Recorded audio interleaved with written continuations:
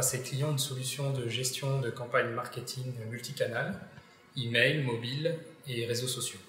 Donc, cette solution se double également d'un module de Customer Intelligence qui permet aux clients d'Email Vision de mieux gérer les retours de campagne et de segmenter en temps réel l'envoi de nouvelles campagnes par le biais de cette solution en mode SaaS qui s'utilise uniquement au moyen d'un navigateur. L'envoi de campagne pour un client tel que L.fr, donc le client charge la base de ses membres au sein de Campaign Commander, programme ses campagnes et principalement donc elle envoie en mode B2C, c'est-à-dire qu'en fait l'utilisateur final est un internaute lambda. Et donc, on a une majeure partie de boîtes aux lettres qui sont chez Gmail ou chez Hotmail. Donc, ces campagnes sont envoyées par les infrastructures SMTP Email Vision. Donc, ça représente à peu près en moyenne 600 000 campagnes par mois pour un volume d'environ 7 milliards d'emails.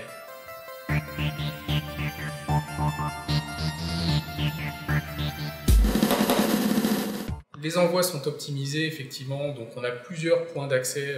Au total, il y en a à peu près une dizaine sur différents data centers, pour moitié du peering et pour moitié du transit. Donc les points de transit sont extrêmement coûteux puisque ce sont des liaisons directes avec les opérateurs et sont facturés au volume, c'est-à-dire que donc, ça représente quand même un coût non négligeable et difficilement maîtrisable pour Email Vision. L'utilisation de points de peering tels que le France-X permet de lisser, on va dire, le coût et de le maîtriser totalement pour l'envoi de ces campagnes. L'utilisation de solutions de peering telles que le France-X permet une liaison directe avec les opérateurs, donc évite également de passer par un tiers, et du fait de l'utilisation d'infrastructures mutualisées, réduit considérablement les coûts à une valeur fixe de manière mensuelle.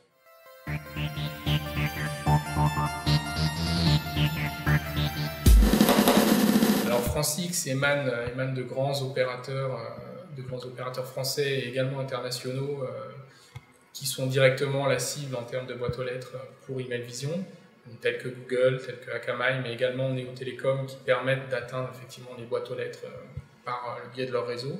En fait, la délivrabilité d'Email Vision s'en trouve grandement améliorée du fait d'une connexion directe sans passer par un opérateur tiers, et donc de maîtriser clairement la disponibilité des liens et le nombre de sauts qui sont franchis par les connexions.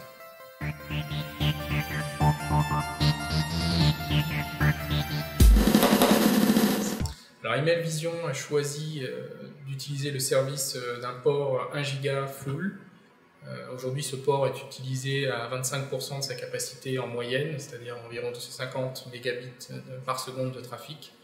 Email Vision observe régulièrement des points de trafic dépassant les 500 mégas, voire les 600 mégas, mais ça reste assez loin de la capacité maximale du lien, et donc ça offre une certaine souplesse pour gérer les pics de trafic qui sont caractéristiques de cette activité de SP. Oui, nous utilisons les routes serveurs, effectivement, ce qui permet de brasser et de gérer plus efficacement les routes et donc de moins avoir, on va dire, de difficultés techniques pour la gestion des policies.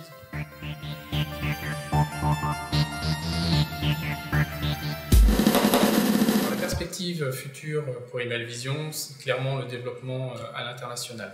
Donc aujourd'hui, Email Vision est déjà présente dans plus de 20 pays en termes d'agences commerciales, mais ces infrastructures sont essentiellement situées en Europe, en France et en Angleterre.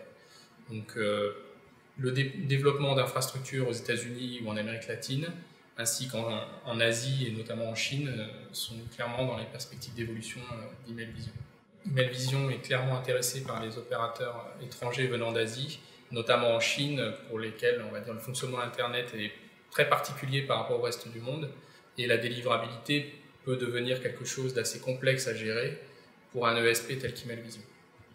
Les politiques de peering d'Email Vision sont très ouvertes, alors si vous voulez peerer avec nous au France-X, n'hésitez pas, peering@emailvision.com.